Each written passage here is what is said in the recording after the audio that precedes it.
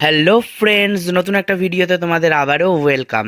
আজ অনেক দিন পর আমি চলে গিয়েছিলাম আমাদের মহানাদের বিখ্যাত কালী মন্দিরে, যার নাম ব্রহ্মময়ী কালী মন্দির, যা মহানাদ দক্ষিণ পাড়ায় অবস্থিত। কথিত আছে রানী রাসমণি নাকি স্বয়ং এই মন্দির প্রথম দেখেই দক্ষিণেশ্বরের কালী মন্দির প্রতিষ্ঠা করেছিল। যদিও লোকমুখে এই কথা প্রচলিত, বাট সবটাই বিশ্বাসের ওপর নির্ভর করে। দূর দূরান্ত থেকে বহু ভক্তের ভিড় প্রত্যেক দিনই এই মন্দিরে হয়ে থাকে, আর বিশেষ কিছু আমাবস্যার পুজোর দিন এই মন্দিরে পুজো হয়। সেই সময় কিন্তু প্রচুর মানুষের ঢল নামে। প্রত্যেক বছর বাৎসরিক পুজো এই শীতকাল করেই, মাঘ মাস করেই হয়ে থাকে, যেই সময় বাইরে বড় করে মেলাও হয় এবং মায়ের দুদিন ধরে বিশেষ পুজো হয়।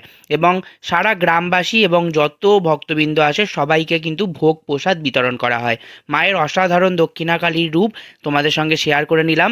এবং তোমরা যেখান থেকে যারা কোনোদিনও এসেছো কিনা অবশ্যই কমেন্ট করে জানিও, এবং যারা আসোনি সবাইকে এই মন্দিরের ভিডিও শেয়ার করে রেখো।